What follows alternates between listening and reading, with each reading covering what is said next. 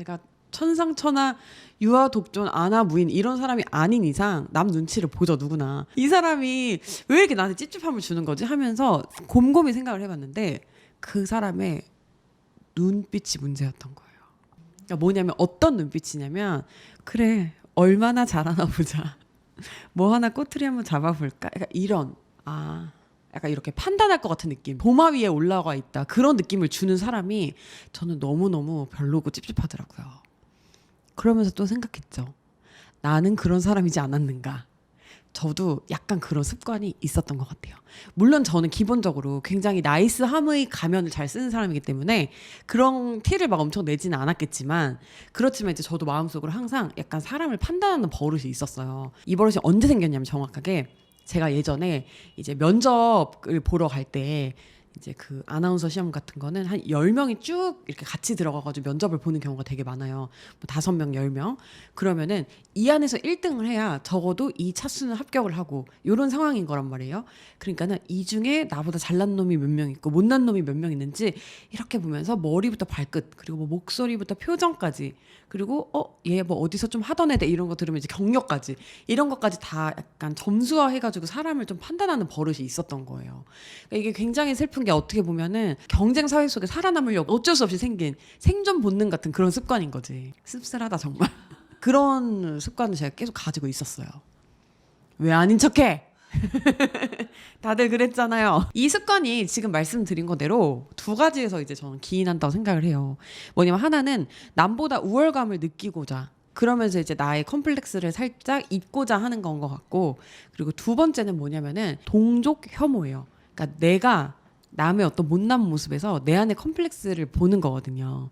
사람이 그런 거 있죠. 모자를 사려고 생각을 하고 길거리에 나가면 모자 쓴 사람만 보여요. 좀 나 살찐 것 같으면 다른 사람들 몸매만 보이고 진짜로.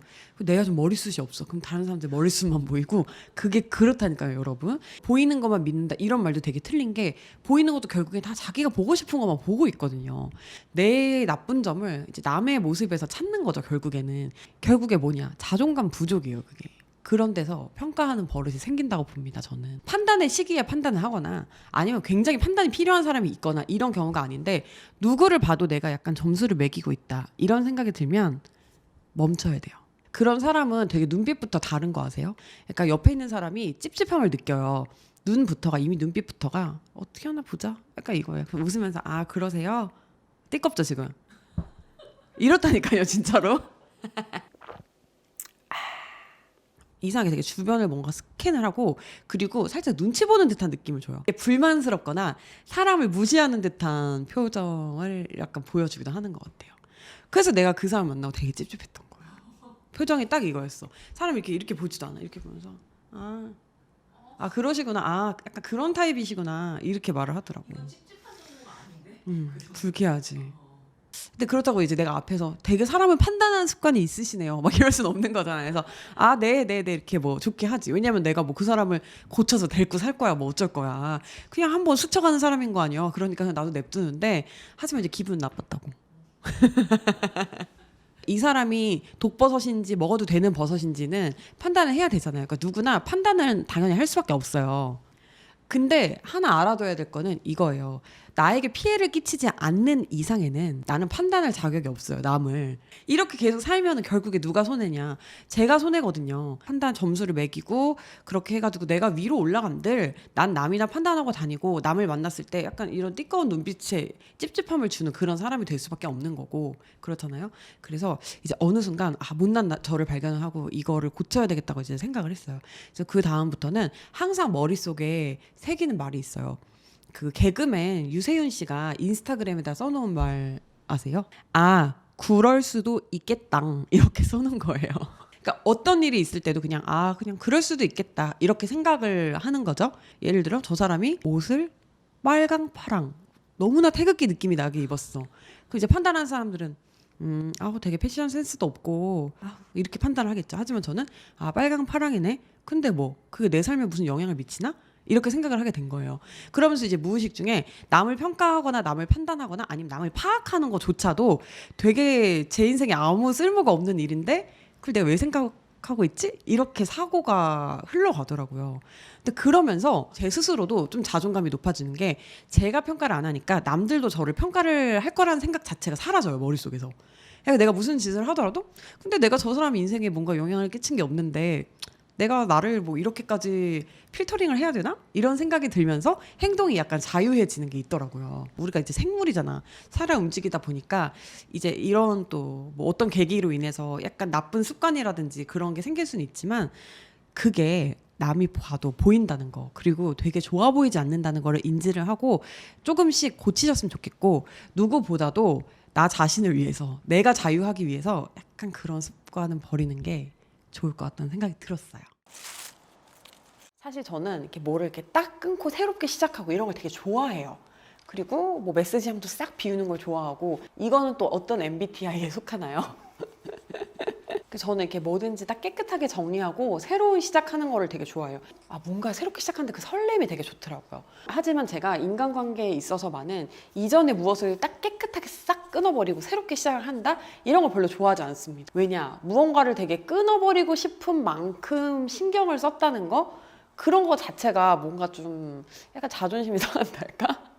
그래서 그냥 전 어떤 인간관계가 있을 때 끊기보다는 이렇게 좀 덮어두는 편이에요. 그러니까 막 그 인간관계 때문에 화가 나, 막 이렇게 열이 막 여기 열기가 이렇게 올라오고 있어. 그러면 모래로 잠시 덮어서 열기를 식혀주는 거죠. 그리고 나서 어느 정도 열기가 식었다 싶으면 다시 모래를 파헤쳐서 꺼내 보는 거예요. 그때도 내가 똑같이 화가 났을 만한 인간관계인지 아니면은 그냥 정말 순간의 열기였는지 이걸 다시 한번 확인을 하고 관계를 이어가든지 뭐 소원해지든지 그렇게 좀 자연스럽게 하는 방법을 선호합니다. 억지로 이제 막 무언가 자꾸 나 이제부터 너랑 연락하기 싫으니까 연락하지 말아줘 라는 메시지를 보낸다든가 뭐 우리의 여태까지 뭐 사진첩을 지운다던가 이런 거 자체가 뭔가 되게 에너지 낭비 같다는 생각이 많이 들어요. 그 연락이 오면 그 이제 그때부터 문제가 시작되는 거죠. 보통은 내가 저 사람과 인간관계를 계속 하고 싶지 않아요. 근데 내가 먼저 연락을 하지는 않죠. 보통 이제 연락이 오는 경우 그걸 어떻게 잘라내느냐를 되게 어려워 하시는 것 같아요. 4가지 정도의 그 선택 사항이 있을 수 있을 것 같아요. 첫 번째는 읽씹, 두 번째는 안 읽씹, 차단, 세 번째는 응대를 해주는데 그래서 되게 건성으로 해서 상대방이 기분 나빠서 연락 안 하게끔 그렇게 좀 자연스럽게 사이를 벌리는 방법. 그리고 이제 마지막은 그렇구나 이렇게 원래 평소대로 잘 응대를 해줘요. 그러다가 그럼 우리 얼굴 한번 보자라고 했을 때 얼굴을 보여주지 않는 법.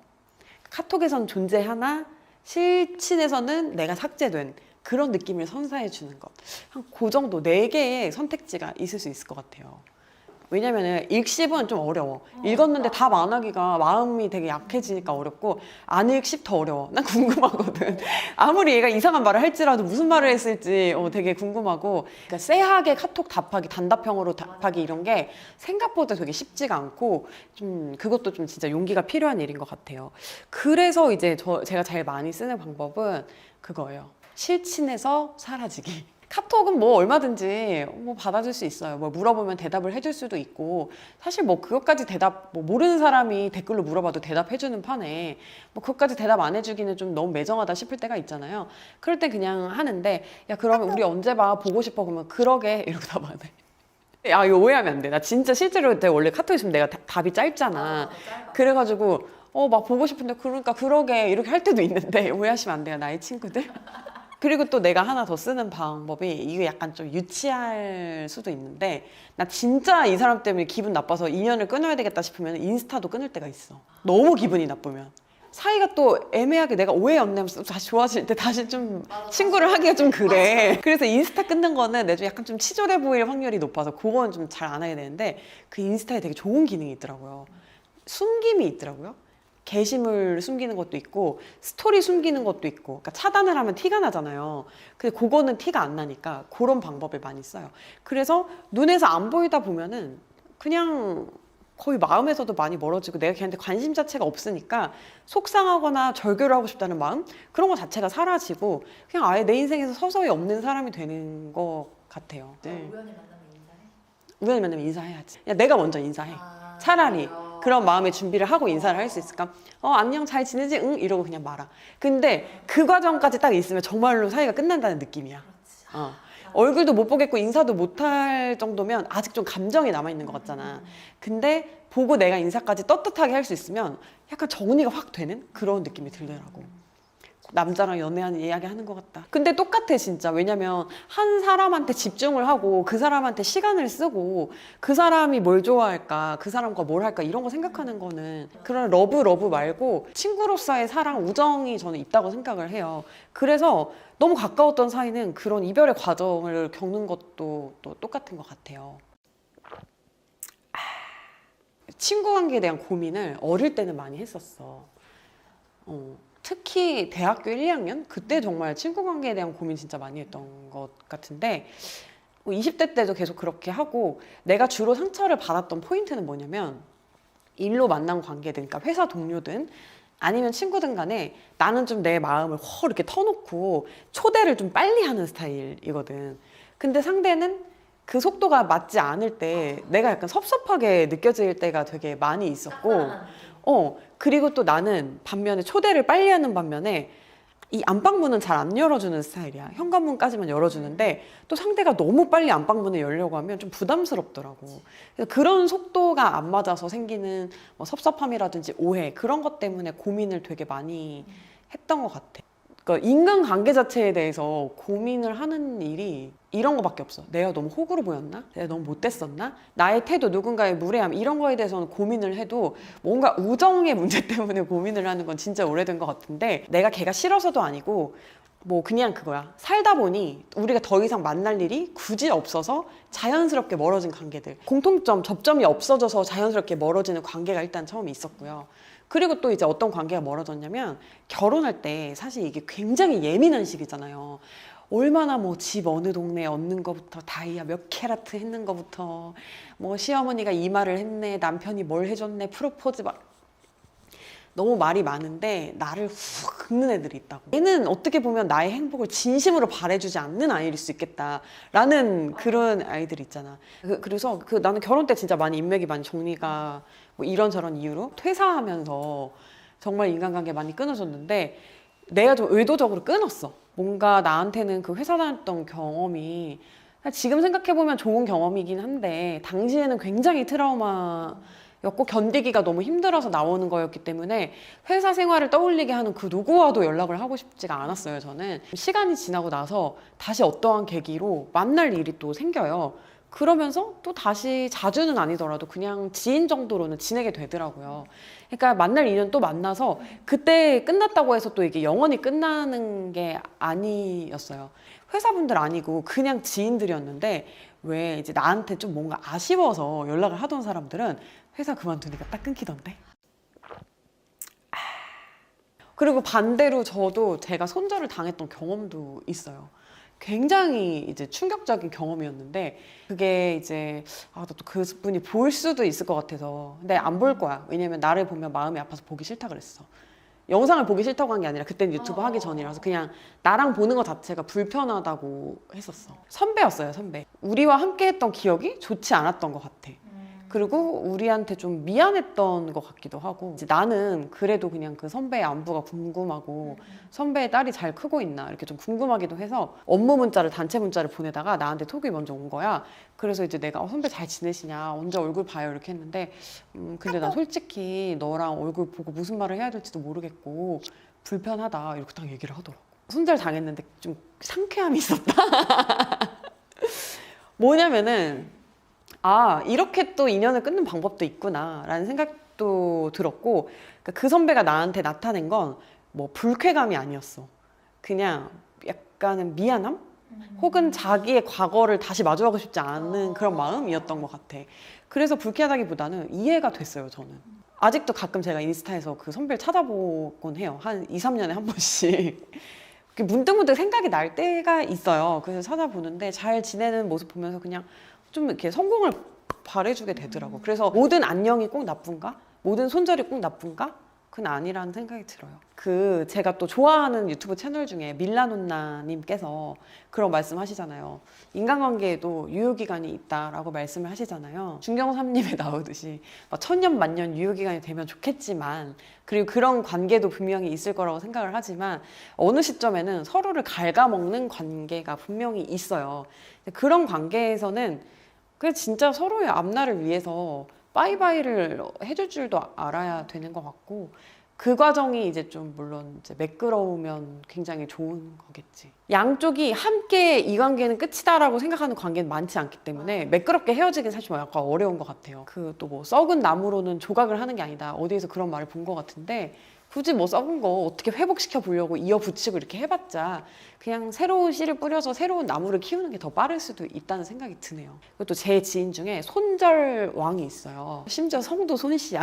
근데 내가 되게 좋아하는 동생인데, 그 동생은 내가 사실 막 칼같이 못 끊는 그런 상황에서도 걔는 뭐 좀 약간 아니다 싶으면은 이 사람 좀 진짜 약간 인격적으로 별로다, 아니면 더 이상 관계를 뭐 이어갈 필요가 없다라고 하면은 정말 칼같이 탁탁탁탁 끊더라고. 그냥 너무 멋있더라, 근데 그게. 그리고 오히려 걔는 관계를 정말 효율적으로 가져가는 게 자기가 좋아하는 사람한테 더 집중해. 에너지를 쏟고 되게 잘해. 낭비하는 마음 없이. 그 마음 모아서 내가 좋아하는 사람한테 딱 쏟더라고. 그래서 바빠 죽겠는데 우리가 얘를 손절할까 말까 고민하고 이러느니 또 차라리 빨리 관계를 정리하는 게 나은 것 같기도 하고. 근데 정말 최악의 손절은 그런 건 것 같아요. 너 이런 점 진짜 잘못됐고 다음부터 이런 거 다 고치길 바라고, 그래서 난 정말 보기 싫어 하면서 맞아, 그렇게 살지 마, 인생 그렇게 사는 거 아니다, 이런 거. 지려고 딱 하면서 끝내는 거. 그냥 모든 잘못 다 그 친구, 맞아. 그 사람한테만 있는 것처럼 폭탄을 팍 던져주고 나 혼자 싹 빠지는 거, 그거는 좀 비열한 것 같아요. 그런 식으로 뭔가 할 말을 할 거면 네 잘못 내 잘못 인정하고 서로 들어보는 시간이 반드시 이제 필요한 것 같아요. 왜냐면 지나온 시간에 대한 예의가 있는 거잖아요. 근데 뭐 상대가 좀 들을 준비가 안 돼 있다, 들을 마음이 없다 든가 말이 안 통하는 사람이다, 그러면은 이런 말을 또 구구절절 해줄 필요도 없어요. 그냥 답답하든 말든 걱정을 하든 말든 얘가 뭐라고 뒤에서 말을 하든 말든 이제 내 인생에 없는 사람이잖아요. 그러니까 뭐 고민을 뭐 할 필요가 있나요? 나이가 먹을수록 오랜 인연이 되게 소중하다는 거를 느끼게 되는 것 같아요. 그러니까 썩은 거 빨리 끊어내고 또 그만큼 빈자리에 좋은 걸 채워 넣으면 되는 거니까요. 그냥 불현듯 그런 거 떠오르지 않으세요? 밤에 이렇게 자다가 진짜 내가 그걸 그때 그렇게 했어야 되는데, 뭐 계기가 있는 건 아닌데 저는 이제 운전할 때 문득 이제 그런 일들이 좀 떠올라가지고 혼자 막 욕을 하면서 가거나 뭐 이럴 때가 종종 있어요. 나쁜 사람을 만나서 나쁜 경험을 가지는 거는 작든 크든 간에 좀 트라우마로 남는 것 같아요. 그 사람한테 받았던 상처, 그 사람한테 받았던 어떤 나쁜 말들, 그런 것들이 좀 새록새록 떠오르면서 내 자존감을 깎아먹기도 하고. 앞으로 뭐 할 때 좀 제약이 생겨요. 그거 맞아. 넌 좀 다리가 굵으니까 치마 이런 건 입지 않는 게 좋을 것 같아. 그럼 뭐 쥐가 뭔 상관, 이래놓고도 내가 좀 다리가 굵으니까 이런 식으로 나를 좀 가두게 돼요. 그게 사람이 어쩔 수 없어. 다 우리가 흔들려요, 그죠? 인간이니까. 그냥 이렇게 또 대화를 하면 또 털어놓으면 풀리잖아요. 그래서 오늘은 회원님들 귀에 피가 나도록 옛날에 이제 제 인생에 있었던 어떤 빌런들을 욕하는 영상입니다, 이거는. 왠지 댓글에 여태까지 살면서 만났던 빌런들을 유형을 엄청 다 적어주실 것 같은 뒷담화 파티가 될 것 같은데 환영이에요. 저는 제 인생에 좀 약간 못된 사람, 빌런이라고 생각하면 저한테 대놓고 막 욕을 하거나 대놓고 나쁜 소리를 하거나 그런 사람들은 사실은 크게 인상적이지가 않아. 왜냐면 물론 그런 사람들이 있긴 있었거든요. 근데 보통은 관계가 전혀 없는 사람에게 그렇게 행동을 하지, 내 삶에 많이 들어와 있는 사람들이 나한테 막 대놓고 쌍욕을 하거나 뭐 폭력적으로 막 말을 하거나 그러진 않잖아요. 그래서 그런 거는 사실 그냥 재수 없었던 일 정도로 잊게 되는 것 같아요. 그러니까 제가 어떤 친구가 있었냐면, 또 약간 얘기하면 또 특정될까봐 네, 또 굉장히 조심스럽긴 한데, 신입으로 어디 이제 들어갔어요. 신입들한테 다들 관심이 되게 많잖아요. 저도 나름 입 다물고 있으면 좀 이미지가 괜찮을 때가 있기 때문에 그래서 그냥 좀 약간 신비주의로 남고 싶었고 공과 사를 섞고 싶지가 않아가지고 제 이야기를 어디 가서 좀 잘 안 할 때가 있었습니다. 근데 그게 이제 정말 뭐 선배나 이런 사람들한테 안 하지 동기들한테는 그런 얘기를 좀 낱낱이 얘기를 하게 되잖아요. 제가 이야기를 하거나 개인적인 이야기를 할 때는 자기는 자기 얘기를 하나도 안 하고 그냥 듣고 있다가 갑자기 선배들이랑 같이 한 열 몇 명이 엘리베이터 동시에 탈 때 있잖아요. 근데 그때 갑자기 저한테 평소에 말도 안 걸다가 근데 그 귀걸이 남자친구가 사준 거? 약간 이런 식으로. 빙샹? 빙샹. 그치, 그런 걸 빙샹이라고 그러지. 그러니까 자기는 아무것도 모르고 아무 의도도 없다는 식으로 내 사생활을 되게 아우팅을 하는 그런 거예요. 그래서 너무 무리하다 그거는. 근데 그냥 뭐 내가 사실 남자친구 있는 것도 사실이고 오케이 그건 그럴 수 있어. 그냥 넘어갔어요. 기분은 찝찝했지만 사람들이 모여있는 방 있잖아요. 이제 그런 데 이렇게 딱 갔는데 둘이 있을 때는 아무 말도 안 하다가 갑자기 막 이렇게 뭐 윗사람들 오고 막 선배들 오고 이렇게 하니까 갑자기 근데 소개팅 되게 자주 해봤다고 했었지. 막 이러면서 나를 무슨 천하의 남자를 밝히는 뭐 그런 사람으로 이미지를 좀 이렇게 딱 설계하는 거야. 그래서 그때까지만 해도 근데 얘는 이런 얘기를 나랑 둘이 있을 때 하면 되지. 왜 둘이 있을 때는 얘기를 안 하다가 굳이 다른 사람들 앞에서 내 사생활 이야기를 이렇게 하는 거지? 근데 내가 너무 예민한가? 하고 이제 또 넘어갔어요. 자꾸 뭔가 약간 그런 맥락으로 이렇게 매기는 거예요, 자꾸 저를. 근데 이거를 뭐 딱히 야, 너 왜 그런 얘기를 거기서 해? 라고 하면 나 몰랐어. 이렇게 하고 넘어가기 때문에 뭔가 이거를 지적하기도 되게 애매하고 나만 기분이 정말 더러워지는 그런 상황. 내가 걔가 진짜 나쁜 애라는 거를 깨달은 계기가 뭐냐면 다른 이제 여자 선배가 있었는데 그 여자 선배가 되게 여우짓하는 애들을 좀 못 보는 선배였어. 되게 싫어해가지고 걔를 이렇게 좀 밉게 생각을 하고 있었던 것 같아. 그러니까는 갑자기 그 선배랑 같이 커피를 먹자고 한 다음에 커피숍에서 사람들 보는 사람 되게 많은 거기에서 막 울더래 갑자기. 아니 너 왜 그래? 그랬더니 그냥 선배랑 너무 친하게 지내고 싶은데 제 마음대로 안 돼서 이러면서 우는 거야. 근데 소문이 어떻게 났냐? 그 선배가 걔를 커피숍에서 갈구고 혼냈다. 아우 착하고 불쌍하네. 아우 못된 선배. 약간 이렇게 소문이 났더라고요. 근데 그걸 보면서 얘는 이게 의도적인 게 맞다 라는 생각이 들었었어요. 그런 비슷한 일이 이제 뭐 계속 있었고 특히 이제 그런 여우 같은 행동이 되게 심해질 때가 뭔가 그 친구가 나를 굉장히 좀 질투할 만한 무언가가 생길 때. 근데 이제 얼굴은 내가 이제 이렇게 생겼고 걔는 약간 이렇게 생겼으니까 나는 또 나쁜 애지 뭐야? 그렇게 된 거야. 그리고 이제 나는 이제 막 약간 성격이 좀 털털하고 몰라 싫어 약간 이렇게 좀 호불호 되게 표현 잘하고 이제 걔는 항상 안녕 약간 이런 아이니까 이제 내가 나만 또 이렇게 된 거지. 걔를 어떻게 골탕을 먹일까? 제가 진짜 그 당시에 연구를 많이 했었는데 방법이 없어요.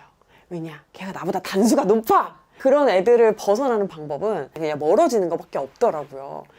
내가 유튜브 한다고 했을 때 걔 별창 됐잖아. 약간 이렇게 말했던 거 나 다 들었다? 알고 있다? 별풍이나 쏘고 얘기하라 그래. 여우 중에 여우, 뭔가 정치질에 능한 여우잖아요. 그래서 이런 사람을 만나면 피하시라. 여러분들은 여우보다 단수가 낮을 확률이 높다. 이길 수가 없어. 왜냐면은 일평생을 그렇게 살아온 애야, 걔는. 두 번째 제가 제 인생의 빌런이라고 하면 기억에 남는 게 되게 오랜 시간 친구였어요. 그러니까 학창 시절부터 성인이 될 때까지 쭉 이렇게 친구였는데 학창 시절에 만났을 때는 그 친구는 굉장히 인싸였어요. 그러니까 예를 들면 나는 좀 인기가 없는 아이돌을 되게 좋아하고 걔는 막 H.O.T 막 이런 엄청 인기 많은 아이돌 좋아하고 메이저. 맞아. 그리고 그 친구는 막 되게 막 노래도 잘하고 춤도 잘하고 성격도 되게 좋고 공부도 잘하고 이래가지고 막 선생님들도 다 예뻐하시고 친구들이 항상 주변에 되게 많은 약간 그 친구가 그러니까 또래에 비해서 좀 성숙했던 것 같아요. 세월이 좀 빨리 들다 보니까 아직 왜 학창 시절에는 좀 되게 어른 같은 애가 있고 되게 애기 같은 애가 있고 이게 좀 정신연령 차이가 많이 나잖아요. 그러니까 좀 정신연령이 어린 친구들을 제가 생각했을 때는 좀 후려치거나 이용하거나 이런 행동을 되게 많이 했었어요. 그 친구가 외모 컴플렉스가 되게 심한 친구여가지고 사람을 볼 때 너무 외모를 막 까내리는 거예요. 그래서 걔를 만나기가 너무 부담스러운 게 뭐 예를 들면 짧은 치마를 입고 갔다 그러면 너는 그런 치마를 왜 입어? 지금 그 치마에 그 양말이 어울려? 막 이런 식으로 되게 사사건건 좀 행동에 트집 잡는 거 있잖아요. 근데 좋게 보자면 좀 그런 센스를 제가 배운다고 해야 되나? 그런 장점은 있었지만 아, 이게 맨날 친구인데 평가받고 그러니까 좀 기분이 별로 안 좋더라고요. 그래서 저는 그 친구한테 좀 이렇게 말리지 않으려고 좀 거리를 두려고 되게 노력을 했고, 그 친구가 저한테 기분 나쁜 말을 하면 좀 바로 반박을 하거나 뭐 그런 식으로 했었어요. 그러니까 이제 이 친구가 좀 저를 되게 밉게 생각을 한 거죠. 그래가지고 그때부터 저의 모든 행동에 대해서 정말 나쁘게 평가를 하고, 예를 들어 누가 주변에서 말 많은 소녀 예쁘다 이런 식으로 말하면 얘가 뭐가 예뻐, 너무 못생겼잖아, 막 이런 식으로 면전에 대고 면전에서 약간 까내리는? 그러니까 누가 저를 칭찬하는 꼴을 못 보는 거예요. 얘가 못된 애는 진짜 아니거든요. 근데 자기 마음대로 되지 않는 친구는 그냥 후려쳐서 뭔가 나쁜 애를 만들어야 좀 직성에 풀리는, 그러니까 약간 여왕벌 같은 그런 친구였던 것 같아요. 그 친구 때문에 사실 좀 학창 시절에 자존감이 많이 낮아진 것 같긴 해요. 아, 나는 남들이 보기에 되게 별로인 애구나. 아, 되게 나한테 얘는 왜 이렇게 함부로 하지? 내가 좀 만만해 보이나? 이런 생각을 진짜 많이 했던 것 같아요. 다시 좀 분위기가 부드러워지고 그 친구랑 잘 지낼 때쯤에는 항상 저한테 오면 하는 얘기가, 야 근데 걔 이러면서, 야 근데 걔 이게 아니야, 야 근데 걔 이런 거 있잖아요. 너무 남 헐뜯는 걸 너무 좋아하는 거예요. 물론 남 욕하는 게 재밌고 남 욕을 하면서 그 욕하는 맛에 약간 또 친해지는 그런 것도 있지만, 아니 나는 내 장래도 얘기하고 싶고 내 이야기도 좀 하고 싶고 내 고민 상담도 하고 싶은데 얘만 만나면 맨날 얼굴도 잘 모르는 남 욕하는 것만 맨날 들어야 되니까, 여왕벌 같은 친구를 만나면 시녀로서 만족할 수 있거나 아니면 그 친구의 후려침을 그냥 무덤덤이 넘길 수 있지 않다면 멀어져라. 굳이 뭐 친해질 필요가 없다. 굉장히 인싸같이 보여도 사람 다 별거 없잖아요. 내 기분을 상하게 하는 사람들한테 시간을 낭비할 필요 없으니까. 그리고 약간 험담하고 이런 거는 닮아가니까 좀 그런 친구는 그냥 멀리 해라. 그리고 또 세 번째, 또 제 인생에서 지워야 했을 빌런 같은 애는 누구였냐면, 제가 예전 영상에서도 한번 얘기를 했었는데, 제일 첫 번째 영상이었어요. 무기력하고 뭐 가스라이팅 아. 썰 막 이런 거를 풀었으니까 그때도 댓글에 막 그거 누군지 썰 풀어주세요 막 이랬었잖아요. 아, 그랬었나? 처음에는 저한테 먼저 다가왔어요. 엄청 잘해줬어요, 저한테. 근데 아시죠? 그냥 무조건적으로 사랑을 베푸는 친구가 있다면 그 친구가 진짜 좋은 사람이 아닌 이상에는 저한테 원하는 게 있다는 거. 목적이 있었어요. 10% 정도는 제 본능이 눈치를 챘던 것 같은데, 그냥 당장 그 친구가 저한테 되게 잘해주고 그 달콤함에 홀려가지고 그냥 의심을 많이 안 했던 것 같아요. 그 친구가 원하는 거 어느 정도 제가 들어주기도 했었고, 그래서 이제 점점 관계가 가까워졌고 되게 뭐 단짝 친구처럼 많이 친해졌는데, 언제부턴가 집에 오면은 기분이 너무 나쁜 거예요. 저한테 뭔가 이렇게 해, 이렇게 하지 마, 이렇게 좀 하는 게 되게 많은 거예요. 제가 정말 이상하다고 느낀 건 뭐냐면은, 저한테 어떤 좋은 일이 생기잖아요. 그럼 눈이 세모 눈이 된다? 아 진짜? 약간 이러면서 눈빛이 막 흔들려. 그리고 이제 제가 다른 어떤 친구랑 막 더 친하게 지내면 저한테 이제 와가지고, 근데 내가 이 얘기는 안 하려고 했는데 그 친구가 사실 널 좀 이용하는 것 같아, 뭐 이런 식으로 이야기를 한다든가, 제가 눈을 넓힐 수 있는 그런 루트를 다 좀 차단하는 그런 느낌이 드는 거예요. 그때까지도 그냥 좀 친구들이랑 되게 끈끈하게 관계를 가져가는 사람들 있잖아요.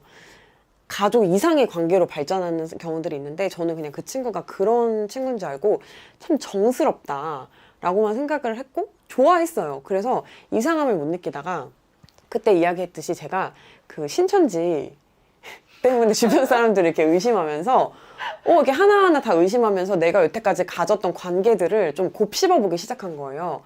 근데 그 친구가 여태까지 했던 말들을 한 번도 이렇게 뭐 앉아서 이렇게 정리를 해본 적이 없는데, 그때 정리를 하다 보니까 거짓말이 너무 많은 거예요. 그리고 이야기에 구멍이 되게 많아요. 그리고 제가 묻지 않은 거에 대해서 되게 자기 설명을 많이 했고, 기승전 자랑으로 항상 끝나고. 근데 그게 내가 봤을 때는 언니 머릿속에다가 자기 이미지를 심는 것 같아. 맞아. 막 인터넷 같은 거 검색해보니까 자기애성 인격장애라는 게 있는 거예요. 근데 그 자기애성 인격장애를 읽어보시면 그냥 그 친구의 성격이 딱 그대로인 거예요. 그러니까 자기가 어떤 세상을 설정을 해요. 그래서 자기는 여기서 이런 역할이고, 내 옆에 있는 말 많은 소녀 너는 이런 역할이야, 얘는 이런 역할이야, 막 이런 식으로 약간 설정을 해요. 저에 대해서 되게 단정짓는 말을 많이 하는 거예요. 그러니까 예를 들면 이런 거예요. 아, 너는 빨간색 좋아하니까 근데 파란색은 내 색깔이잖아, 이러면서 세상을 설정해 놓고 굉장히 저를 거기서 좀 옴짝달싹 못하게 하는 그런 느낌이 들면서 너무 답답하다는 생각이 드는 거예요. 나 아닌데? 난 노란색도 좋아하는데 왜 자꾸 나한테 빨간색이라고 말하지? 이런 마음이 이제 생기던 차에 그런 거짓말들이 뭔가 퍼즐이 맞춰지고 제 주변 친구들이 약간 이상하다라는 이야기를 한두 명이 아니고 되게 여러 군데서 좀 해주기 시작한 거예요, 저한테. 처음에는 방어를 했죠. 아, 걔 그런 애 아니야. 그런 애 아니야. 그런 애 아니야. 그런 애 아니야. 그런 애 아니야. 그런 애인가?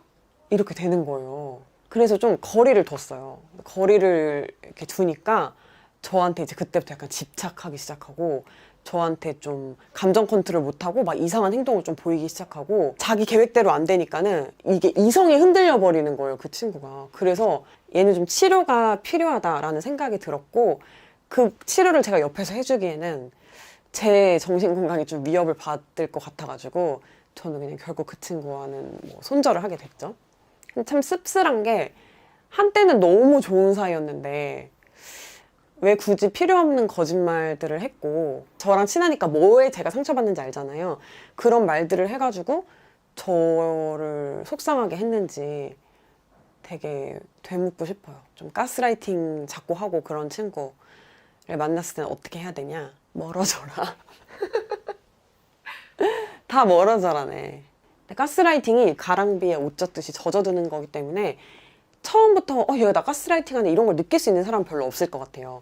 근데 그거를 느꼈다면은 그때부터는 좀 자기 방어를 좀 해야 하는 것 같아요. 너 아니야, 너 되게 보는 눈 없고 내 말이 맞아 라고 이야기하는 사람한테 그럴 수 있는데 난 그냥 내가 원하는 대로 할게 이런 사인을 보내야 좀 자기를 지킬 수 있지 않을까.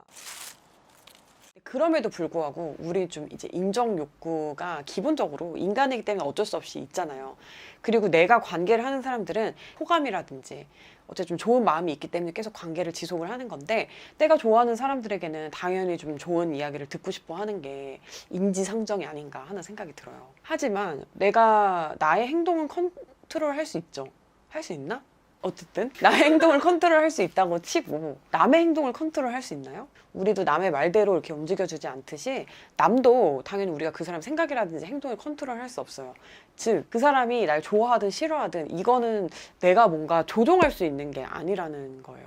근데 대부분의 사람이 내가 얘한테 잘해주고 내가 얘한테 뭐 진심을 보이고 내가 얘한테 친절을 베풀고 그러면 이제 나를 좋아할 거라고 굉장히 착각을 하죠. 이 평판이 좋다는 게 내가 성공한 사람이라는 걸 의미하지도 않고 사람마다 누군가를 좋아하거나 싫어하는 포인트가 다르기 때문에 남의 생각을 내가 일단 컨트롤할 수가 없어요. 그리고 평가라는 거는 그 사람이 본 굉장히 단면적인 모습만을 가지고 얘기를 하는 거잖아요. 그러니까 어떤 사람이 나를 보고 평가를 했다고 해서 그게 나의 전부가 아니기 때문에 평판에 일단은 민감할 필요는 없다고 생각을 해요.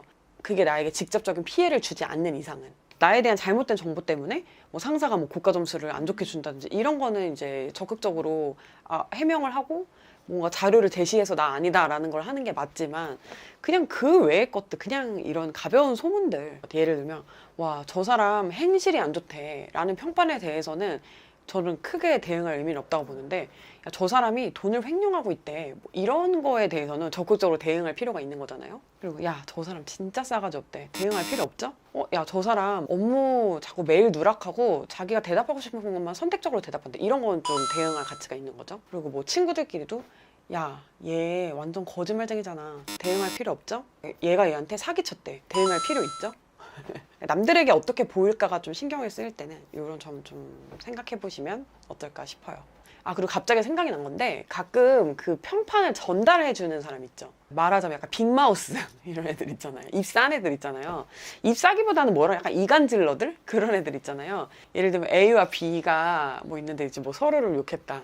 그럼 A와 B보다 저는 이 말을 전해주는 C가 여기서 제일 빌런이라고 생각을 합니다. 누군가에게 말을 전할 때는 있는 워딩 그대로 전하지 않아요. 어떤 말투, 뉘앙스, 자기의 의견 더하죠. 그리고 누군가가 한 평판에 대해서 이 말 전달자가 동의를 하지 않았다면은 말을 전하지 않았을 거예요. 야, 말 많은 소녀 외계인이래 이러면은 뭐야 무슨 소리야 그냥 약간 이러고 말았겠죠? 전달하지 않았을 거 아니에요. 너무 얼토당토 않은 얘기니까. 근데 뭔가 그 말에서 약간 동의를 했기 때문에 그리고 아주 일부분은 자기가 이 말을 전달을 해줌으로써 이 사람에게 중요한 정보를 주는 사람이 되고 싶거나 이 사람에게 인정을 받고 싶은 욕구죠. 그거조차도.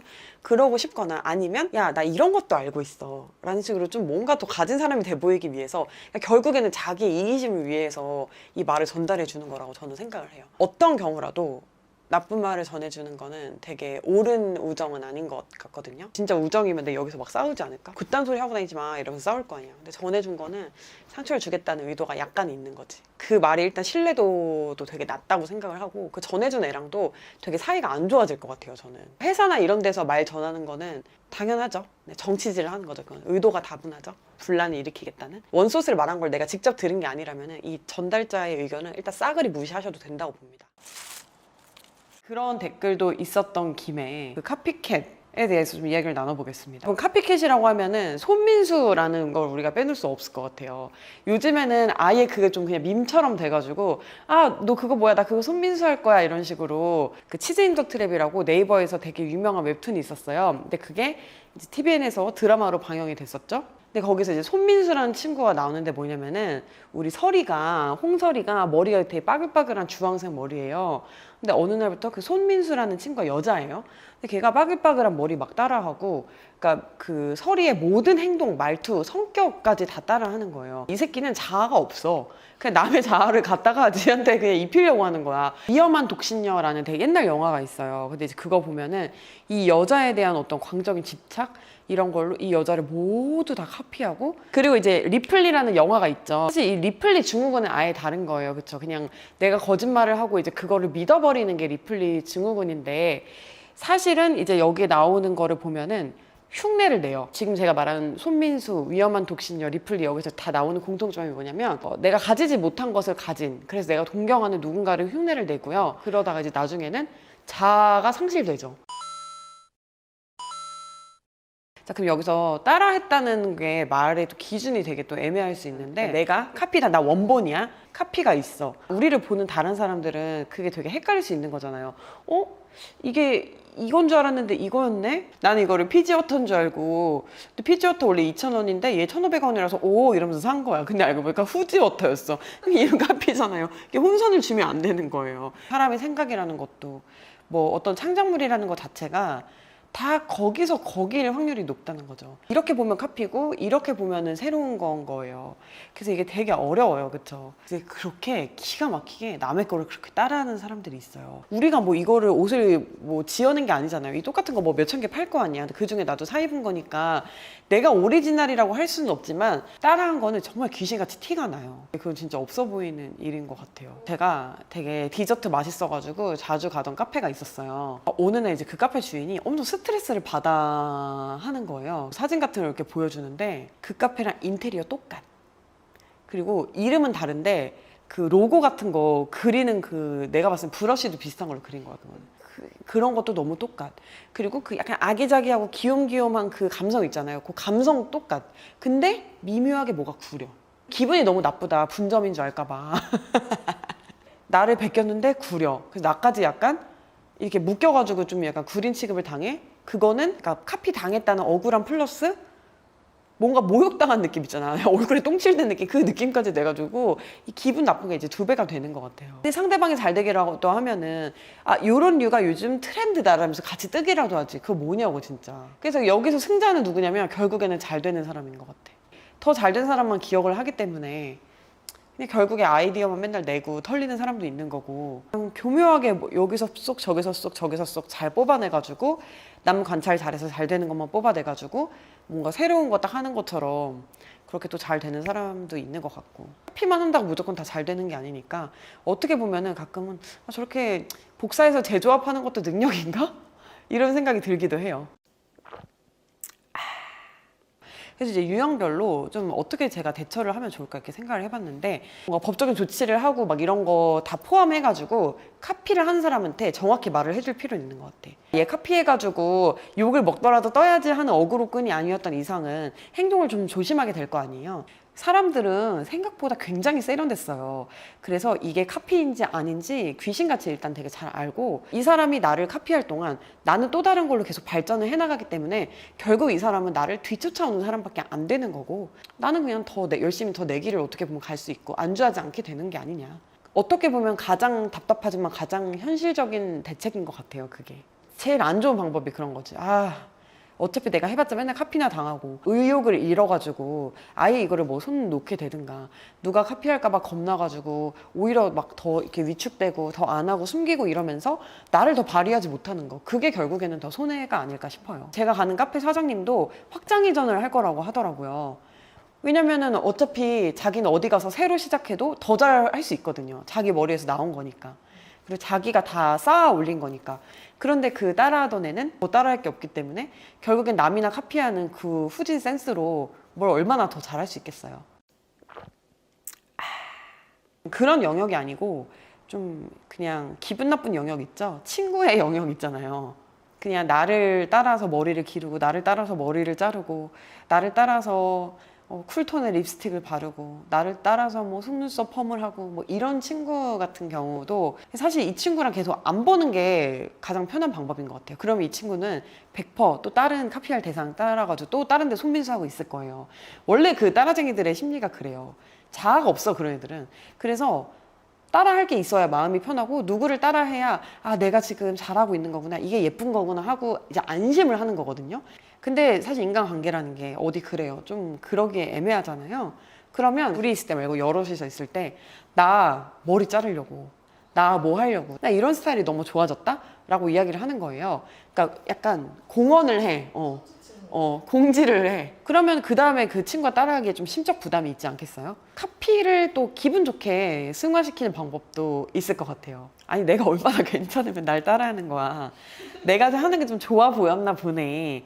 이러면서 이제 좀 이제 친구한테도 그렇게 하는 거죠. 야, 너 이거 나 따라했는데 그거 아니야 지금. 너는 이렇게 하는 게 더 잘 어울려. 이렇게 해가지고 그냥 약간 도와주면서 가는 거. 근데 이거는 진짜 거의 마음이 태평양 같이 넓고 인성이 부처님 수준 돼야 이게 가능한 일이 아닌가 싶은데, 그 또 좋은 친구로 가는 것도 또 방법인 거죠, 어떻게 보면은. 그리고 이제 마지막으로, 나를 누구도 따라하지 않았는데 혼자 이제 섀도우 복싱 하시는 분들 있잖아요. 그 생각보다 섀도우 복싱 하는 되게 많아. 제가 이걸 한다고 했을 때 네가 잘 되나 보자 막 이러는 사람들이 있었어요. 막 이런 얘기를 되게 잘하는 사람이 있는데, 내가 이렇게 주변에서 보자, 아무도 그 사람한테 그런 말 안 했다? 근데 자기 스스로 걱정이 되고 겁이 났던 거야. 근데 해냈다는 거를 이제 극적으로 말을 하기 위해서 사람들이 저한테 다 안 될 거라고 했지만 전 해냈어요. 이걸 좀 이렇게 섀도우 복싱 해가지고 이거 좀 무용담으로 만드는 사람들이 있더라고. 근데 그거랑 마찬가지로 아무도 카피를 안 했는데 되게 자기의 어떤 막 번뜩이는 아이디어다라는 거를 이렇게 강조를 하기 위해서 그렇게 말을 하는 친구들이 있더라고, 보면은. 내가 이거 했는데 또 여기서도 따라했잖아, 저기서도 따라했잖아, 이런 식으로 해가지고 이게 되게 괜찮은 것처럼 오히려 보이게 하는. 그것도 역시나 주변에서 사람들이 다 알죠. 쟤 혼자 왜 저래. 야, 다른 사람 손 들어봐. 지금 전투력 빡 올렸는데 아무도 싸움을 안 걸어. 나는 지금 이걸 내면서 이것도 누가 카피하는 거 아니면서 냈는데 아무도 따라하지 않았다. 놀랍게도 아무 일도 일어나지 않았다. 근데 이런 경우도 있다고. 피해의식이 과하거나 아니면은 좀 그 연극성 인격장애라고 하죠. 돋보이고 싶어하는 또 그런 마음이 강하면 약간 그럴 수도 있어요. 근데 이제 그거는 뭐 어쩌겠어. 그냥 혼자 계속 이렇게 하다 보면은 이렇게 수치심을 느끼는 순간이 있을 거예요. 근데 그럴 때 이제 또 자기 자신을 되돌아보시고 피해의식을 이렇게 좀 다시 한번 되돌아보시기 바라겠습니다. 그리고 저도 이제 저를 카피했다고 제가 이제 막 생각하는 그런 게 있을 거 아니에요. 근데 물론 이제 제보를 하거나 남들도 공감하는 경우가 있어요. 그런 경우는 보통 남이 먼저 얘기를 해주죠. 야, 근데 이 사람 좀 너랑 비슷하더라, 이런 식으로 이제 얘기를 해주죠. 남들이 보기에도 그랬다면 좀 카피의 소지가 있는 게 맞는 거지만, 저 혼자 생각하고 만 경우도 되게 많거든요. 그거는 이제 내가 너무 자아가 강했다, 내가 너무 나를 크게 봤다, 이렇게 하면서 그냥 마음을 접는 거죠. 그리고 카피 당했을 때 또 이제 그런 것 같아요. 주변에서 보통 말을 해주잖아요. 근데 그럴 때 좀 멋있는 게 부르르 하지 않는 게 멋있는 것 같아요. 그냥 뒤에서는 할 수 있는 조치를 하는 거야. 팩트 기반으로 이런 걸 이야기를 하되, 감정에 대해서는 좀 너무 부들부들 하는 거는 좋지 않은 것 같아요. 속으로는 부들부들 죽여버려 막 이러면서 하지만 이제 좋아 보였나 보다, 내가 조치를 할게, 그래 알려줘서 고마워, 약간 요 정도가 어떠실지. 미 정도. 너무 알려줘서 고마워 이러면 안 되니까 알려줘서 고마워 이러면 안 되니까 알려줘서 고마워 이 정도 톤. 인간관계에 대한 좀 저의 생각? 뭐 철학이라고 말할 만한 건 없어요. 어떤 법칙도 없고요. 그냥 저도 항상 마음이 왔다 갔다 하는데 그러니까 예전에 가졌던 생각에서 지금 좀 달라진 것들을 위주로 말씀을 드리면 전 일단 어릴 때에는 제가 착하게 하고 제가 옳다고 생각하는 대로 사람을 대하면 저는 그게 언젠가 다 보상을 받을 거라고 좀 어릴 땐 생각을 했던 것 같아요. 어느 순간 이런 생각이 드는 거죠. 아니 언제까지 나 맨날 착해야 되는 거야. 보상 도대체 언제 받는 거야. 이런 식으로 좀 현타가 오는 그런 때가 있는 것 같아요. 지금 생각해 보면은 제가 착하게 했던 행동이 남한테도 과연 그게 착한 일이었을까? 기준은 다 다르잖아요. 가끔 저는 엄마 아빠가 늦잠 자는 저에게 아침 먹으라고 깨우거나 이럴 때 되게 싫을 때가 있었어요. 어제 나 새벽 2시까지 레포트 쓰고 늦게 잤는데 엄마 아빠가 선의로 말했을 거 아니에요. 근데 그게 저한테는 꼭 선의거나 뭐 좋은 뉘앙스로 느껴지지 않았듯이 제가 한 행동도 남에게 그러지 않았을까요? 나를 키워준 부모님조차 내가 오해할 수 있는 건데 남끼리는 어떻겠어요. 내가 늘 착하다라는 거는 굉장히 유아적인 발상이다 라는 생각을 좀 하게 됐어요. 더 철학적으로 가자면 뭐 절대적으로 선한 거라는 게 뭔지도 모르겠고 옳은 게 뭔지도 모르겠는 거예요. 인생 끝까지 살아보지 않았기 때문에 내가 좋은 일 하고 뭐 착한 일 하면 돌아오는지 모르겠으나 내가 착한 일을 한다는 거에 대한 확신이 좀 없어졌다는 거. 그 부분이 일단 어렸을 때랑 좀 생각이 달라진 부분인 것 같아요. 근데 여기에서 또 좀 자유로워지는 게 뭐냐면 내가 어떤 행동을 하든 남은 결국 자기가 생각하고 싶은 대로 생각을 할 거잖아요. 그러니까 너무 또 남을 의식할 필요가 없더라고요. 내가 사탕을 주고 싶으면 그냥 내가 사탕을 주면 돼요. 그 사람이 그게 호의라고 느끼든 뭐야 이거 먹고 살쪄서 죽으라는 거야? 막 이렇게 느끼든 그건 그 사람의 몫이거든요. 그러니까 그냥 나는 내가 하는 것까지만 내가 도리를 지키는 것까지만 거기까지만 또 하면 된다는 어떤 자유함을 얻게 된 거죠. 그 생각을 하면서부터는. 저는 이제 어릴 때는 친구가 많으면 되게 좋다고 생각을 했었어요. 인싸이고 싶고 항상. 물론 그 마음이 지금도 없는 건 아니에요. 뭐 어디든 아는 사람 많았으면 좋겠고 어떤 무리에서든 나를 막 찾아줬으면 좋겠고 뭐 내가 끼지 않은 곳에 나랑 평소에 어울렸던 사람들끼리만 있으면 섭섭하고 이런 마음은 당연히 있죠. 물론 지금도 이제 그런 마음을 아주 떨쳐버릴 수는 없으나 그래도 옛날보다는 숫자에 좀 집착을 하지 않게 된 것 같아요. 그냥 인생에 뭐 큼직큼직한 이벤트들을 좀 이렇게 겪다 보면은 자연스럽게 많이 좀 떨어져 나갈 사람들이 떨어져 나가는 것 같습니다. 내 행복을 되게 진심으로 축하해주는 사람이랑은 좀 덜 친했다가도 더 관계가 깊어지기도 하는 것 같고 어떤 또 나의 행복을 너무 시기하거나 안 이롭게 보는 사람들이랑은 사이가 멀어질 수밖에 없겠죠. 그리고 마찬가지로 나한테 뭐 어떤 안 좋은 일이 생기거나 뭐 이랬을 때 그런 거를 뭐 잘 위로해주는 사람이랑 또 가까워지는 거고 왜 우리 그럴 때 느끼잖아요. 배낭여행 같은 거 갈 때 내가 지금 한 달 동안 쓸 짐을 배낭 하나에 넣어보면 안다고 하잖아요. 얼마나 불필요한 것들 내가 많이 이고 지고 살아왔는지. 인간관계도 그런 배낭과 같은 것 같아요. 너무 가벼우면 또 필요할 때 이렇게 꺼내서 쓰려고 하면 물건이 부족할 수 있지만 또 너무 불필요하게 무거운 걸 가지고 다니면 그 지고 가는 그 여정이 힘들잖아요. 그래서 정말 적정한 수가 있는 것 같아요. 그리고 이 적정한 수라는 건 뭐 3명, 5명, 7명 이렇게 있는 게 아니고 그냥 개인의 역량에 달려있는 것 같습니다. 그냥 이 사람들 다 품이 넓은 사람이 있는 거고 나는 그냥 한 명과 깊이 가고 싶다라고 하면서 그 우물이 깊은 사람이 있을 수 있는 거고 그쵸? 그러니까 좀 타입이 다 다른 것 같아서 이거는 좀 개인차가 있는 것 같아요. 그래서 뭐 그런 저도 뭐 결혼을 하고 그리고 뭐 직업이 바뀌고 뭐 여러 가지를 이제 겪으면서 사람이 많이 추려졌어요. 제가 주변에 지금 사람이 많다고 생각을 하지만 그럼에도 불구하고 정말 외로울 때 연락을 못하는 순간도 있거든요. 정말 누군가가 필요한데 누구에게도 카톡 하나 못 보내게 되는 순간이 있거든요, 분명히. 그냥 무조건 이렇게 숫자가 중요한 건 아니다라는 생각을 해요. 내 능력치가 좀 높아져야 되는 그런 때 있잖아요. 그런 때는 막 이렇게 관련된 사람들을 막 이렇게 만나고 다니기보다는 혼자서 좀 사유하는 시간을 가지려고 해요. 그러니까 제가 실력을 키우는 시기에는 반드시 좀 외로워지려고 하는 편입니다. 사람이 뭔가 막 만나서 비법을 듣고 남이 하는 걸 보면서 깨닫고 이런 것도 되게 중요한데 진짜 실제로 혼자서 어떤 실력을 키우기 위해서 연습하고 노력하고 공부하는 시간이 필요하잖아요.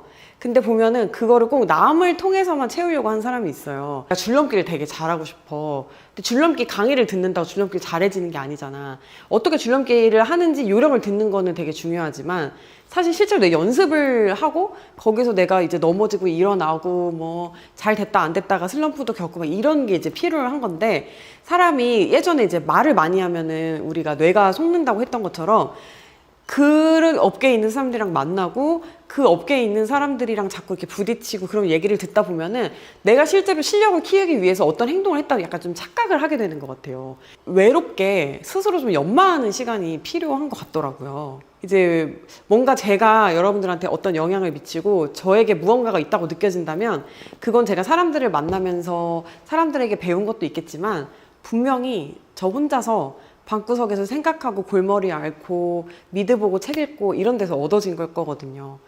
그리고 그게 이제 뭐 인간관계가 됐든 사업이 됐든 뭐 취직이 됐든 연애가 됐든 모든 관계에서 다 외로워 봐야 되는 것 같아요. 혼자만의 시간은 반드시 필요하다는 거. 그게 이제 또 저의 달라진 생각 중에 하나입니다. 나는 너무 친구가 없나? 나 지금 뭐 뭔가를 향해 달려고 있는데 너무 고독하다 이런 거에 너무 스트레스를 받으실 필요가 없어요.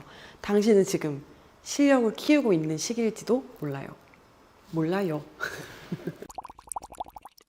예전에는 제가 이제 저를 필요에 의해서 찾는 사람들을 되게 싫어했었어요. 이용하는 거야 이렇게 생각을 했는데 지금 생각해보면 필요할 때 저를 찾아주는 게 너무 고맙고 너무 합리적인 관계인 거예요. 그게 내가 누군가에게 어떤 부분이 필요하게 느껴졌다면 그 부분을 인정받은 것 같은 느낌이 들어요. 어찌됐든 쓸모가 있는 사람이라는 뜻이 되는 것 같기도 하고 어쨌든 이 사람은 내가 그렇게 호의를 베풀어 줄 거라고 생각을 하고 연락을 한 거잖아요.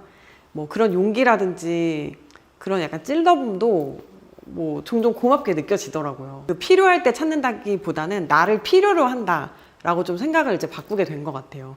그리고 우리 다들 바쁘잖아요. 필요 없는데 만나는 거는 정말 한두 명과의 관계가 그렇게 될 뿐이지 모든 사람이 나를 그냥 너무 보고 싶어서 연락을 하거나 그거는 오히려 좀 인간관계에 대한 환상인 것 같아요.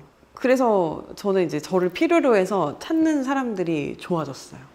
오히려 나의 좀 가치를 인정해주는 사람이라는 그런 느낌? 그냥 그렇게 생각을 하려고 해요. 물론 필요해서 찾았으면 그에 대한 충분한 이제 감사의 표현 정도는 해주면 제가 더 기쁘겠죠? 제가 되게 막 활발해 보이고 사람들한테 편하게 아무 말이나 막 할 것 같지만 저 되게 연락을 먼저 안 하는 성격이었어요. 2, 3년 전 그때부터는 제가 그런 제 행동이 되게 문제가 있다라고 느낀 거예요. 물론 지금도 제가 막 먼저 연락을 한다거나 안부를 묻거나 이런 거 되게 잘 못하는데 가끔 저한테 누군가 그렇게 해주면 되게 고맙더라고요. 그리고 제가 누군가한테 안부를 묻거나 연락을 하려고 할 때 이 사람 바쁘진 않을까? 귀찮아하진 않을까? 너무 오랜만은 아닐까? 여러 가지 생각을 하게 되는데 그걸 이기고 연락을 해준 사람한테 좀 고마움이 생겼어요. 제가 되게 인상 깊은 무슨 짤 같은 걸 봤었어요. 근데 그게 뭐냐면 남이 말하면 고지 곧대로 들으면 세상이 되게 편해진다라는 거예요. 예를 들면 누가 나한테 축하해 라고 얘기를 한 거예요. 그럼 뭐야? 쟤 눈빛이 왜 저래? 쟤 왜 표정이 썩었지? 쟤 왜 이렇게 기분이 안 좋아 보이지? 그리고 축하한다고 말해 마지못해 하는 건가? 기분이 나쁜가? 뭔가 눈치 주는 건가? 이렇게 생각하지 말고 그냥 그 사람은 축하한다고 말했을 뿐인 거잖아요. 그 사람이 뭐 그때 약간 배가 아파서 그런지 머리가 아파서 인상을 썼는지 우리는 알 수 없는 거거든요. 그 숨은 뜻을 자꾸 찾고 그걸 자꾸 의중을 알아채려고 노력하지 말고 그냥 축하한다고 했으면 축하해줘서 고마워라고 하는 거예요. 그게 정말 세상 살기 너무 쉬운 방법이다라는 짤이었는데 너무 공감해요. 누군가가 미안하다고 하면 그냥 미안하다고 말하는가 보다. 사과를 받았네? 누가 축하를 해주면 그냥 축하를 해줬네 고맙다. 이렇게 그냥 있는 그대로. 심플. 또 하나 더 중요한 게 우리가 이렇게 뭔가 마음의 그릇이 막 엄청 넓은 사람들이 대부분 아니잖아요. 그러다 보니까 섭섭하거나 그런 게 있으면 그게 언젠가는 그 사람한테 이제 말을 하거나 주위에 말을 하거나 이렇게 감정을 밖으로 꺼내게 돼요. 근데 이걸 쌓아두고 골머리를 썩고 나서 사이도 안 좋아지고 기분도 안 좋고 에너지 쏟고 나서 이걸 말을 하느니 그냥 필요한 말을 제때하면 되게 간단하게 끝낼 수 있는 일들이 많을 것 같아요. 예를 들면 얘가 나한테 500원을 빌려갔어요. 그러면은 안 줘. 그거 얘 나 왜 500원 안 주지? 제가 뭘 사 먹을 때마다 쟤 나는 500원 안 갚고 저거 사 먹고 뭐 이쁜 거 했어. 나한테 500원 빌린 걸로 저거 샀나? 이렇게 생각할 게 아니라 야, 너 왜 나한테 500원 안 갚아? 500원 갚아줘. 이렇게 좀 제때제때 말을 하자는 거죠. 그럼 미안해 하고 줄 수 있는 거잖아요. 아니면 나 500원 안 갚고 싶은데? 이러면은 그냥 끝내면 되는 건 거고. 그러니까 빨리 해결할 수 있는 일을 이 감정을 키우거나 그럴 필요가 없을 것 같아요. 좀 음흉하지 않게 막 돌려서 막 생각하고 그 약간 머리 쓰지 않으면 대부분의 인간관계는 다 속이 편하게 해결이 되지 않을까라는 생각이 또 드네요. 우리가 살면서 남의 반응을 신경을 안 쓰려고 노력을 해도 신경을 쓸 수밖에 없죠. 그리고 아무리 조심을 하고 아무리 좋은 사람으로 살려고 한다 한들 누구든 미움을 받을 수밖에 없는 것 같아요. 또 이 K 겸손 문화가 만든 어떤 자책, 그러니까 이게 겸손해야 되는데 결국 이게 좀 약간 내 탓을 하게 되고 자책을 하게 되고 요게 약간 좀 이어져 있는 것 같아요. 제가 봤을 때는 이런 것들 때문에 누가 날 싫어하면은 되게 잘못된 애야 라고 생각하는 것이 아니라 우리는 우리 자신을 되게 자책하거나 많이 되돌아보고 막 더 나아가서 나 성격을 좀 고쳐보고 싶다라는 생각들도 많이 이제 하게 되는 것 같아요. 사실은 저는 그렇게 생각해요. 남이 나를 미워하는 것까지 내가 어떻게 컨트롤을 하면서 사나.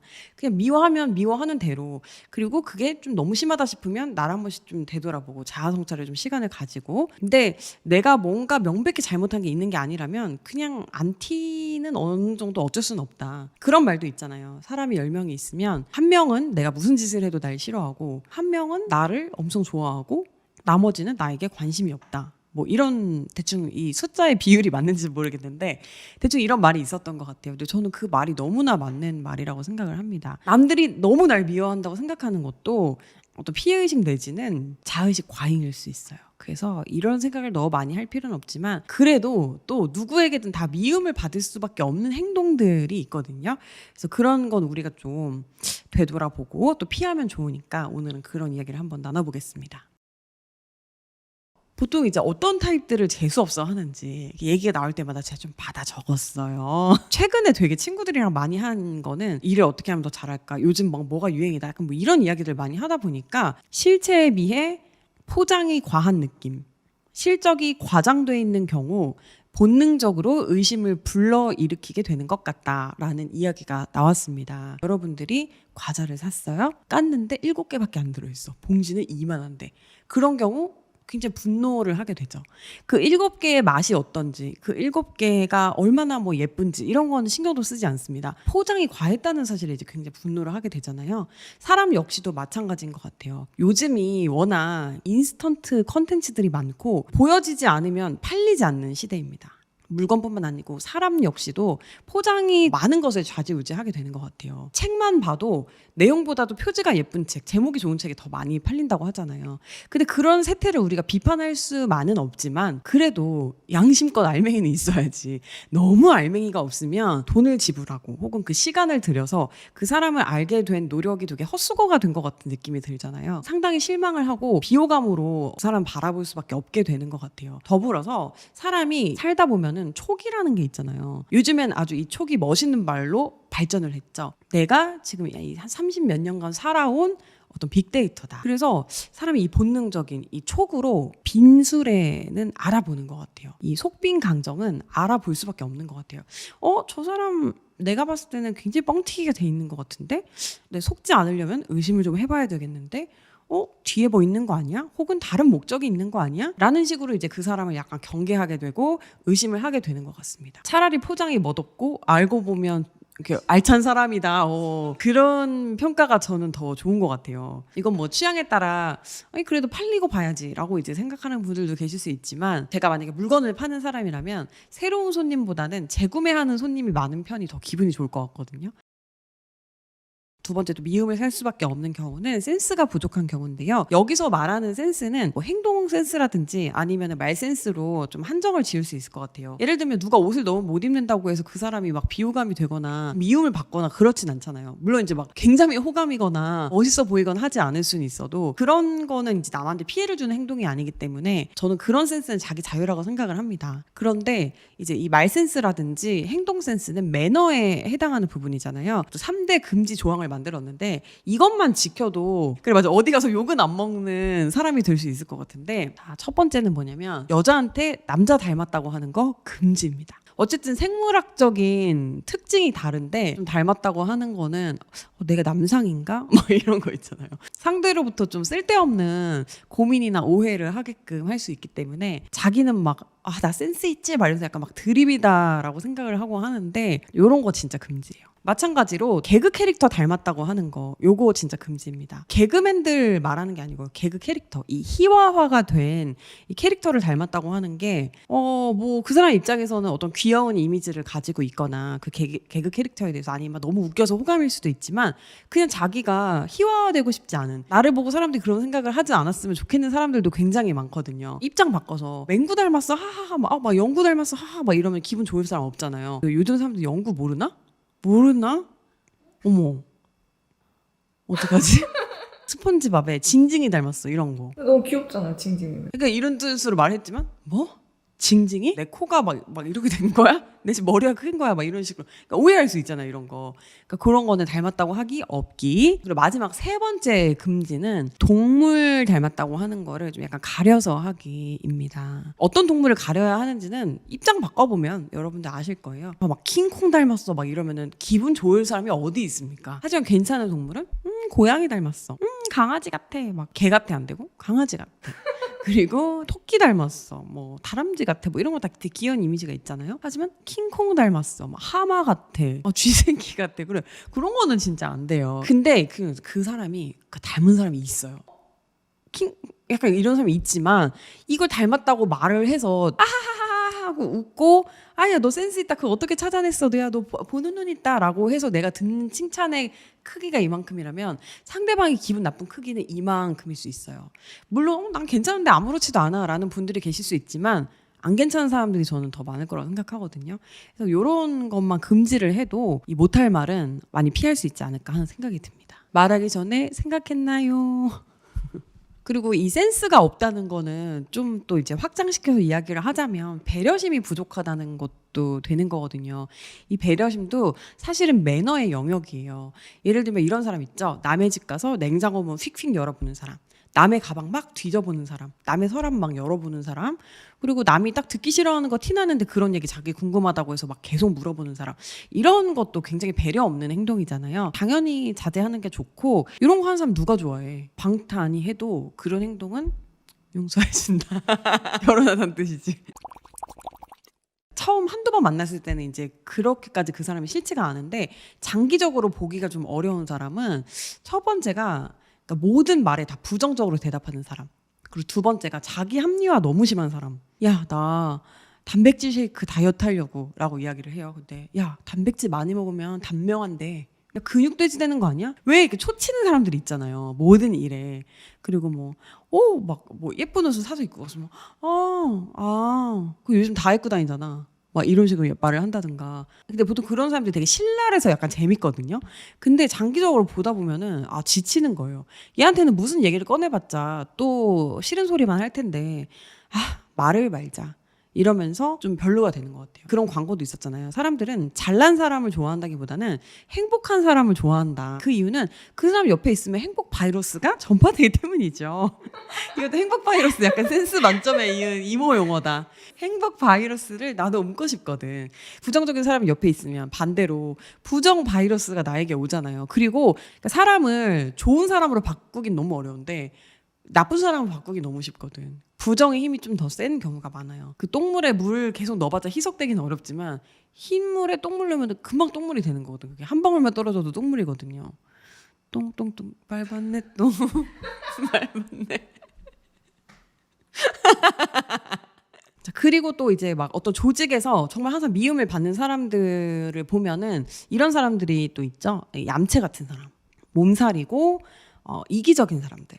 그 세 개가 이게 좀 일맥상통하죠. 남에 대한 배려 없이 자기 것만 싹 챙겨가는 스타일들 있잖아요. 그 사람 개인을 놓고 봤을 때는 야 같다, 똑똑하다, 현명하다라고 본인은 그걸 또 합리화를 할 수는 있어요. 하지만 장기적으로 봤을 때 그런 거는 그런 사람으로 낙인 찍히는 거는 본인한테 되게 마이너스인 것 같아요. 4번 이기적이야 막 이런 거 있었잖아요. 이 보트를 드는데 내가 지금 조금 안 힘들려고 손을 빼면 남들한테 힘이 가해지고 그걸 다 알고 있어요, 사람들은. 그래서 잠깐 이걸 눈속임을 할 수 있다고 생각을 하면서 이기적인 짓을 하는 거는 장기적으로는 도움 받을 수 있을 때도 못 받는 거고 딱 한 만큼만 진짜 받을 수 있고 그리고 서로 좀 선의를 안 베풀게 되는 조직 문화를 만드는 것 같아.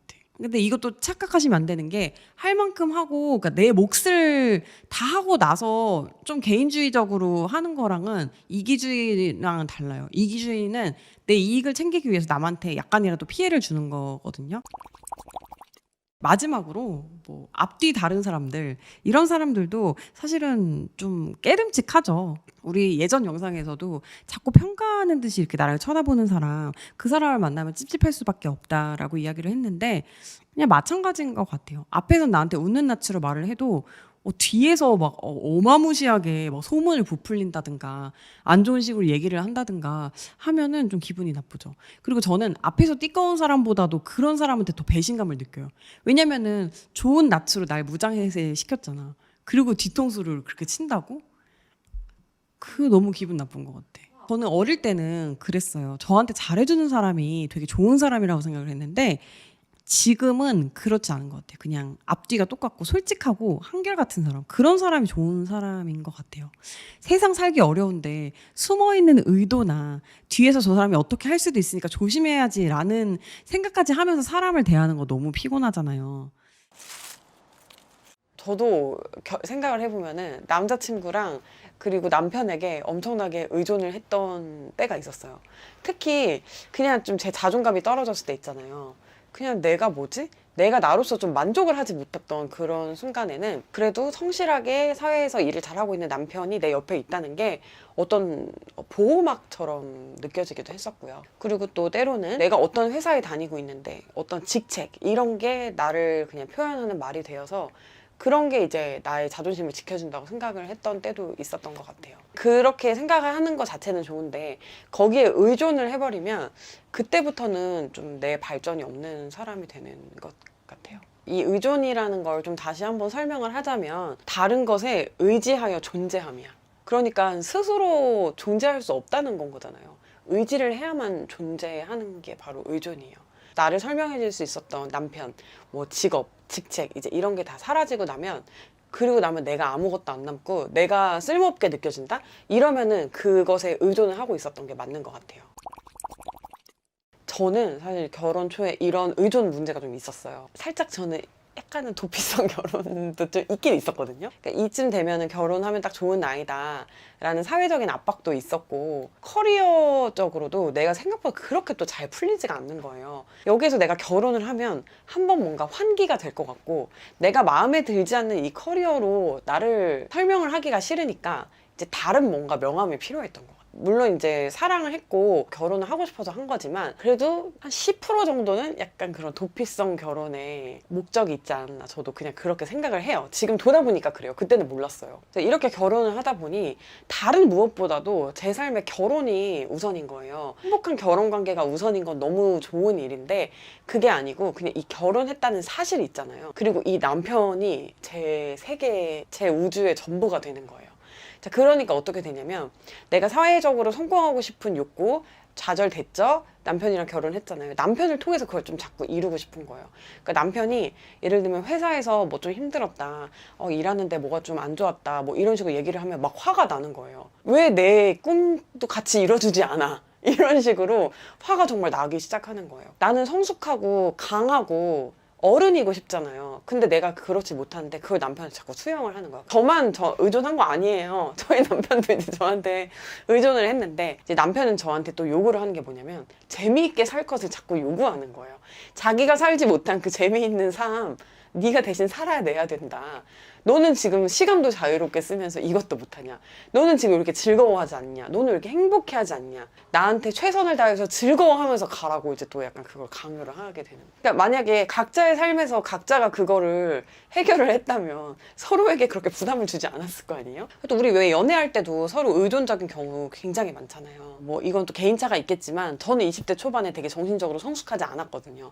근데 그런 상태에 이제 연애를 하다 보면 내가 어떤 결정을 하든가 아니면 나의 취향이라든가 뭐 나의 뭐 작은 선택 이런 것까지도 상대방한테 다 의견을 구하고 물어보고 그리고 이게 1대1도 아니야. 내 의견 1, 남자친구 의견 1도 아니고 그냥 내 의견 0.1, 남자친구 의견 0.9. 내 삶인데 내가 없어요, 거기에.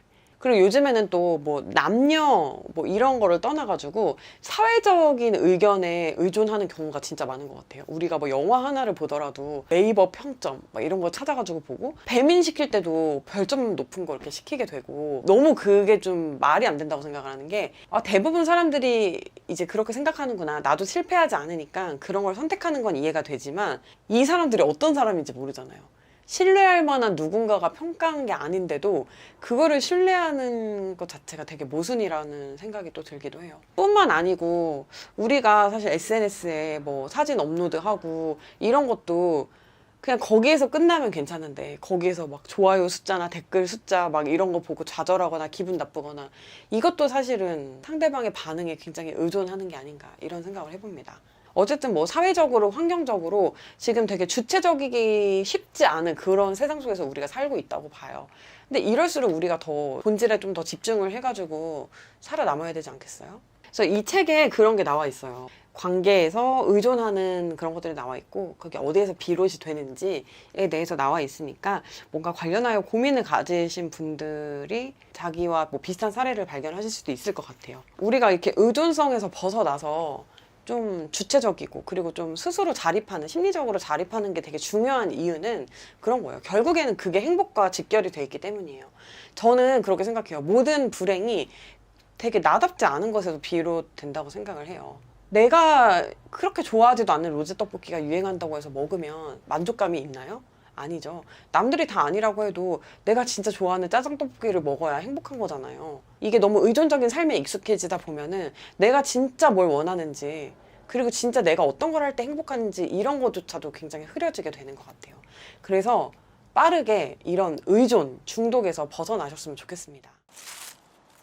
그리고 이제 관계 두 번째는 친구와의 관계가 또 있을 것 같아요. 친구와의 관계 같은 경우는 이 연인과의 사랑이랑은 좀 달라요. 헤어진 이유도 좀 다른데요. 연인과의 사랑은 내가 좋고 미련이 남고 막 이렇게 해도 상대가 나한테 식은 것 같으니까 내가 더 못 잡을 때도 있는 거고. 그러니까 이게 좀 쌍방이 통하지 않는다고 생각을 할 때 그리고 끝낸 이후에 보통은 다시 안 만나잖아요. 근데 그렇게 끝인 경우가 많잖아요. 근데 이제 친구의 경우에는 진짜 하다가 손절을 하는 경우가 굉장히 많은 거죠. 보통 이제 할 만큼 다 한 다음에 이제 손절을 하게 되는데 뭐 예를 들면은 그런 거죠. 얘가 맨날 똑같은 남자 똑같은 얘기만 맨날 해. 그럼 진짜 들어주다가 충고를 해주고 술 같이 먹어주고 짜증을 받아주다 진짜 짜증나가지고 이제 손절을 하게 되는 경우나 돈 갖다 치사하게 하고 돈 안 갚고 약속 안 지키고 막 비매너로 하고 얌체같이 행동하고 이런 행동을 참다가 진짜 내가 이 무시를 더 참으면 사람이 아니다 이러면서 이제 헤어지는 경우. 그리고 내가 잘 되는 거 그렇게 시샘하고 눈이 그렇게 세모눈이 되고 무슨 말만 하면 그렇게 초치고 막 이렇게 하니까 와 내가 내 정신건강을 위해서는 얘를 안 보는 게 낫겠다 싶어가지고 이제 손절을 하는 경우. 이런 식으로 이렇게 아련한 마음으로 헤어지는 그런 만남이랑은 좀 다른 것 같아요. 그냥 진짜 질려가지고 오만정 정말 다 떨어져가지고 헤어지는 경우가 많은 것 같아요. 근데 이제 또 친구들이랑 헤어지면은 또 안 좋은 점이 뭐냐면은 이게 연인이랑 헤어져도 좀 비슷한 문제가 있을 수 있는데 엮인 사람이 이렇게 많은 경우에는 좀 이렇게 딱 손절치기가 되게 어려워요. 그쵸? 사실 그 친구 사이에 손절한다는 개념도 되게 요즘에 나온 말인 것 같지 보통은 그냥 서서히 멀어졌다 뭐 때 되면 또 다시 보고 뭐 이런 식으로 하지 난 너와 이제 절교 막 이런다거나 우리 손절 막 이런다거나 막 차단하거나 잘 이러지는 않잖아요. 그냥 보통 그냥 자연스럽게 멀어지거나 내가 약간 피하거나 이렇게 되는 거지. 그래서 약간 그 연인이랑은 양상이 다른 것 같아요. 그리고 또 친구는 그렇게 막 원수같이 죽일 듯이 막 서로 씻고 다니고 해놓고도 또 어떤 기회에 또 다시 이렇게 붙어가지고 또 친하게 지내면서 오히려 뭐 우정이 더 뭐 이렇게 견고해지는 경우도 있고 나도 사실은 상대방이 아는 손절도 있고 상대가 모르는 손절도 있는데 이게 과연 내가 이 사람이랑 영원히 이별을 한 걸까? 라는 생각이 들 때가 굉장히 많거든. 손절 어떨 때 해? 나만 바라보고 있는 거. 자기 생활 없는 애들. 숨 막히게 하는 그 뭐가 있어요. 근데 뭔지 알 것 같아. 다 자기한테 모든 얘기 다 해야 되고 다 다 서운해하고. 맞아. 뭐 누구 만났다 뭐 했다 이런 거 얘기 다 안 하면은 서운해하고 자기가 우선이 아니면 좀 서운하고. 무서워.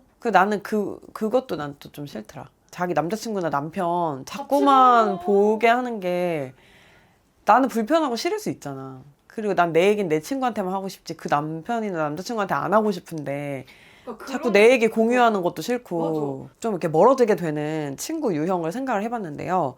일단은 저한테 악의적으로 거짓말을 하는 사람은 재고의 여지가 없고 그거를 이제 정확히 알게 됐을 때는 내 친구로 더 둘 수가 없더라고요. 임기응변을 한다거나 아니면 말하기가 조금 그런 거에 대해서 거짓말을 하는 게 아니라 뭐 잠실에 집 없는데 자기 잠실에 집 샀다고 막 뻥치고 뭘 위해? 이게 뭘 위해 다른 사람과 약간 이간질 시키는 그런 거짓말? 그런 것도 되게 싫고 어쨌든 뭔가 좀 목적이 있어 보이는 설계된 거짓말 그 안에서 제가 좀 놀아났다는 생각이 들면은 더 못 보겠더라고요. 저는 하나 또 최근에 느낀 건데 저 잘 될 때 축하를 못 해주는 사람 저한테 좋은 일이 있을 때 축하를 이렇게 좀 진심으로 못 해주는 사람은 표시가 나잖아요. 그러니까 사람이니까 친구들 간에도 조금 샘나고 부럽고 그럴 수는 있어. 근데 그래도 그거를 못 숨길 정도의 그런 사회성이면은 좀 문제가 있는 것 같고 결국에 저 잘 될 때 축하 안 해주는 사람은 오래 갈 만한 사람은 아니더라고요. 아니 그리고 부러우면은 어머 부럽다. 어떻게 했어? 나도 알려줘. 이렇게 할 수 있는 거잖아. 근데 막 아 진짜? 막 이러면서 눈 이렇게 되면 내가 이게 딱 세모가 돼 삼각형이 돼. 아 진짜?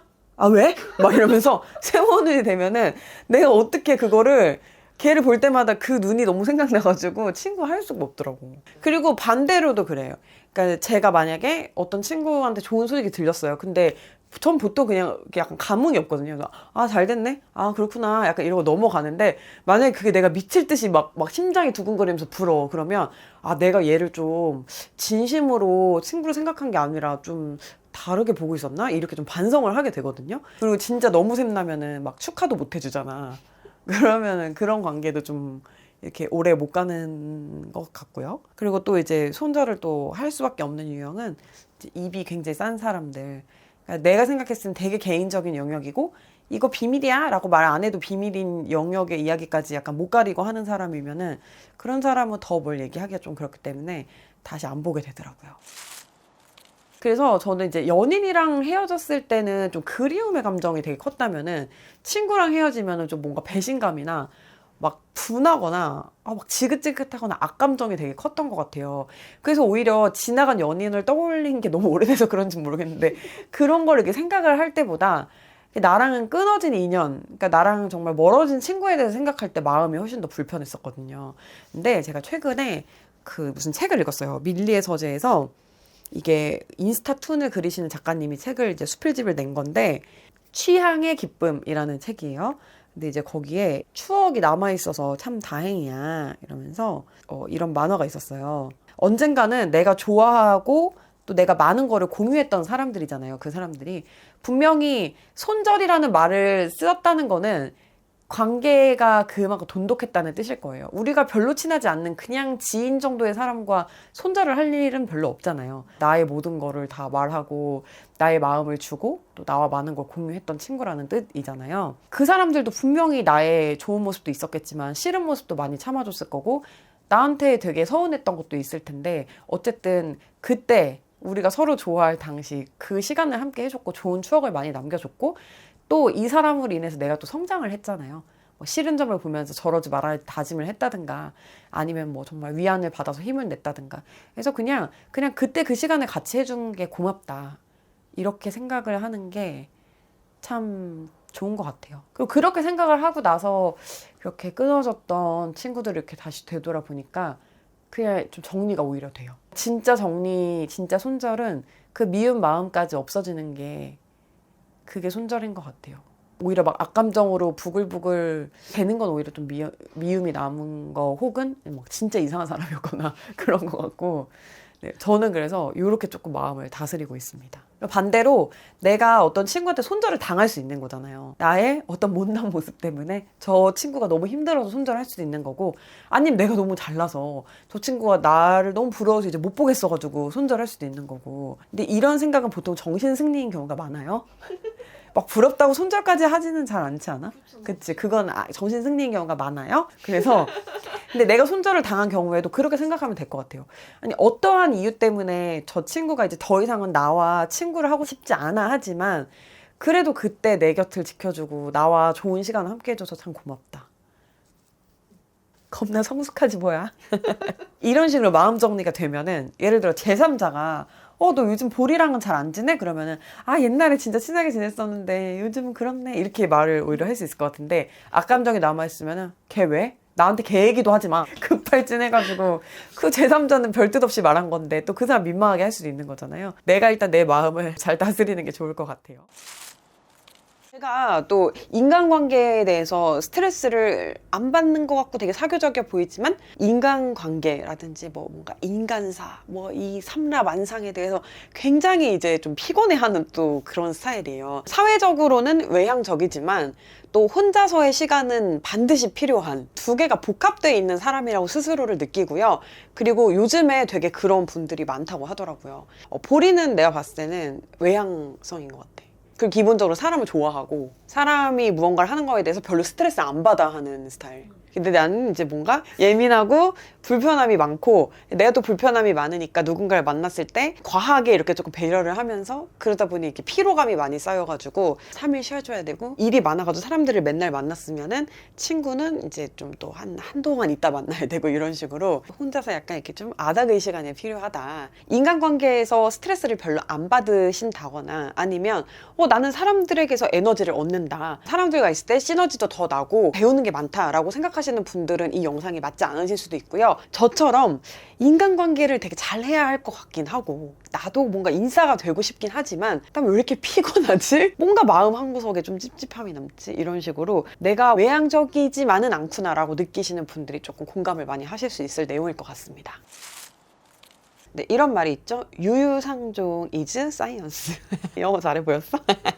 제가 자기계발 관련 서적이라든가 뭐 그런 영상이라든가 이런 거를 뭐 종종 보는데, 그런 데서 요즘 특히 인간관계에 공을 들이지 말라는 식의 주장들을 되게 많이 하시더라고요.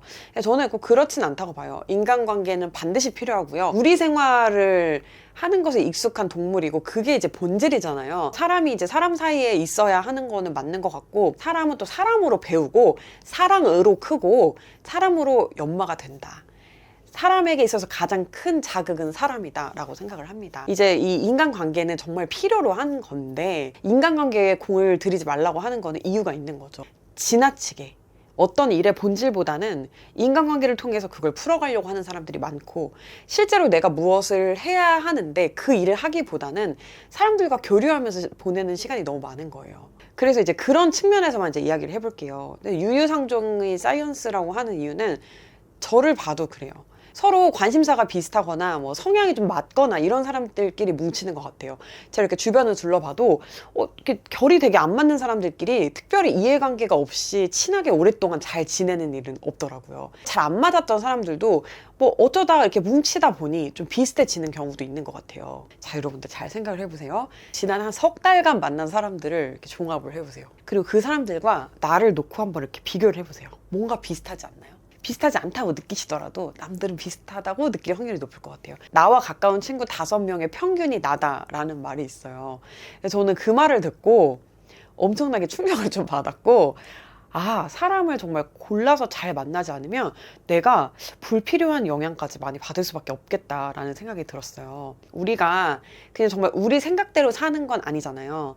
그러니까 정말 주변 것들의 영향을 많이 받게 되는데, 영향을 제일 많이 받는 게 내가 만나는 누군가, 그러니까 남과의 그런 관계라고 생각을 하고, 그리고 뭐 먹는 거, 보는 거, 듣는 거, 그리고 관계 이렇게 쭉 놓고 봤을 때 그 중에 내가 가장 통제할 수 없는 것이 또 남과의 관계라고 생각을 해요. 그래서 이제 정말 좋은 사람, 그리고 나에게 부정적인 영향을 끼치지 않는 사람들을 주변에 두는 것이 이제 굉장히 중요할 것 같고요. 특히 그게 이제 좀 저처럼 인간관계에서 스트레스를 많이 받으시는 분들은 불필요한 에너지를 절약하는 방법이라고 생각을 해요. 그리고 사람은 누구나 뭐 고독은 즐길 수 있어도 외로움은 싫어할 수밖에 없을 것 같아요. 고독은 좀 자의적인 거죠. 다발적으로 선택하는 것인 것 같고요. 외로움은 내 의지와 다르게 느껴지는 어떤 감정을 이야기하는 건 것 같아요. 근데 누구나 당연히 외로운 거 싫죠. 뭐 외로운 거 좋아하고 막 정말 막 죽을 때 내가 혼자 죽었으면 좋겠다. 늘 밥도 혼자 먹고 싶고 막 어디든 혼자만 가고 싶다. 이런 사람들은 인간관계에서 정말 크게 상처를 받지 않은 이상 많지 않을 거라고 생각을 해요. 근데 이 외로움이 싫어가지고 나에게 좋은 영향을 주지 않는 사람들을 막 만나서 이런저런 얘기를 하다 보면 우리 예전 영상에서도 얘기를 했었는데 집에 올 때 기분이 이제 상당히 찝찝하죠. 예전보다 좀 나이가 더 들수록 그리고 좀 사람들한테 상처를 많이 받을수록 좀 믿을 수 있고 편한 사람들만 주로 만나게 되는 것 같아요. 근데 그러다 보면은 당연히 만날 수 있는 사람의 수가 좀 줄어들 수밖에 없고 새로운 사람과 뭐 관계를 새로 트거나 이럴 때 조금 옛날보다 시간도 많이 걸리고 그렇게 되는 것 같아요. 그러다 보니 뭐 외로움의 시간이 많을 수밖에 없는 거고요. 근데 저는 그 외로움을 나쁘다고만 보지 않는 게 누구나 이제 뭔가 시간과 에너지가 한정이 돼 있거든요. 그래서 그 시간과 에너지를 어떻게 쓰는지에 따라 이제 그 사람 인생의 어떤 결과가 나타나는 거잖아요. 근데 이렇게 친구들을 만나게 되면 물론 그 시간 즐겁지만 시간과 에너지를 과도하게 좀 무리해서 쓰게 되는 일도 종종 발견하는 것 같아요. 그래서 저는 친구를 되게 많이 만나고 다니는 그런 시기에는 반드시 일이 밀려요. 그리고 뭔가 체력이 딸리고 막 목 쉬고 또 만나면 왜 이렇게 먹어? 그러니까 내 패턴에서 좀 벗어나게 되는 거예요. 그러니까 그러다 보니까 이 잉여 시간과 잉여 에너지가 사라져요. 근데 사람이 저는 자기 개발을 하고 좀 뭔가 성장을 하는 시기는 반드시 그 잉여 에너지와 잉여 시간이 많이 필요하다고 생각을 해요. 내가 할 일들 다 하고 그러고도 시간이 남으면 이 좀 심심한데 뭘 해볼까? 뭘 배워보기도 하고 심심한데 이 책 한번 읽어볼까? 라는 시간이 생기기도 하고 아니면 정말로 그냥 좀 자거나 쉬면서 충전을 해서 그 다음에 쓸 힘을 조금 더 모으기도 하는 거잖아요. 근데 이게 그냥 정말 외로움을 없애기 위해서 가지는 인간관계 정말 그것만이 목적인 인간관계를 하다 보면 재미는 있고 행복한 기분은 들지만 뭔가 남는 건 없는 그런 느낌이 드는 거죠. 단순 즐거움을 위한 사교 활동을 너무 많이 하면 그 시기에는 퍼포먼스가 좀 감소를 하더라고요. 그게 그리고 눈에 보이더라고요. 근데 또 여기에서 무시할 수 없는 게 또 우울함과 불행 그런 데서 사람을 가장 잘 좀 건져줄 수 있는 것도 역시 관계이긴 해요. 그러니까 단일 요소당 가장 행복에 영향을 많이 미치는 요소가 친구라고 하더라고요. 그러니까 좋은 친구가 옆에 있어야 되는 거 맞아. 근데 또 너무 붙어 있거나 너무 시간을 많이 보내거나 너무 진짜 한 몸처럼 이렇게 살다 보면 그냥 그게 한 사람 인생 아니야 그러면? 내 삶에 있던 일을 공유하는 정도로 이제 뭔가 친구를 만난다. 그거는 뭐 그렇게 문제가 없는데 이 친구와의 자꾸 무슨 일이 생기고 관계 자체가 내 삶의 중심이 된다라고 하면은 나는 이 친구한테 굉장히 뭔가 종속돼 있는 확률이 높은 것 같아. 그리고 그거는 꼭 친구뿐만이 아니고 가족도 어떤 가족에게 내가 너무 매몰돼 있다. 내 삶의 대부분의 일이 이 가족과 일어나는 갈등이라든지 행복이라든지 그런 거에 좌지우지 된다라고 하면은 그것도 너무 그 관계가 내 삶에 차지하는 영향이 너무 많은 거죠. 우리 지금 뭐 공부도 해야 되고 취직도 해야 되고 일도 해야 되고 뭐 할 일이 많잖아요. 이런 시기에 관계에 집착하고 그렇게 모든 에너지와 시간을 다 쏟는 게 과연 바람직한지 그렇게 생각해 보면 외로움에 대한 정의가 조금 달라질 수 있을 것 같아요. 그러니까 외로움은 어떻게 보면 내가 발전하는 시간이지 친구가 없고 외롭고 형벌받는 시간이 아니라는 거예요.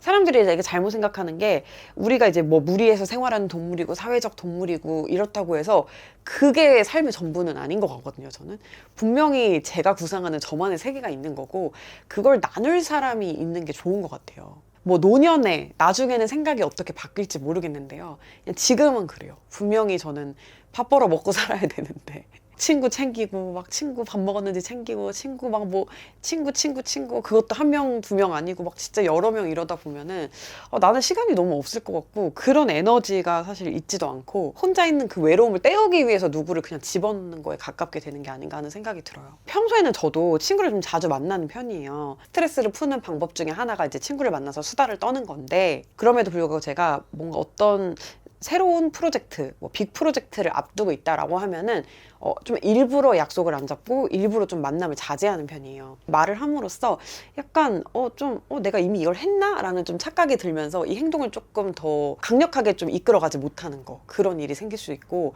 약간 또 우리가 많이 당했던 것 중에 하나지만 최악의 경우에는 아이디어를 또 많이 이렇게 또 빼앗길 수도 있고, 이게 사실 가장 큰 건데, 사람들은 자기가 잘 알지 못하는 거에 대해서 깊게 생각을 해보지 않고 너무나 쉽게 자기 기준대로 입을 대요. 그건 저도 그래요. 별 생각 없이 그냥 남의 일에 제 의견을 너무 쉽게 이야기하고, 대부분 우리는 만나서 이제 대화를 하는 상대를 사랑하고 걱정하는 마음이 크기 때문에 좋은 이야기보다는 좀 약간 부정적인 이야기를 하기가 더 쉽다는 거예요. 자, 예를 들어 제가 이렇게 뭔가 보리한테 야, 나 안 되겠어. 프랑스 유학을 갈 거야. 보통 우리가 어떻게 하죠? 프랑스? 뭐 공부하러?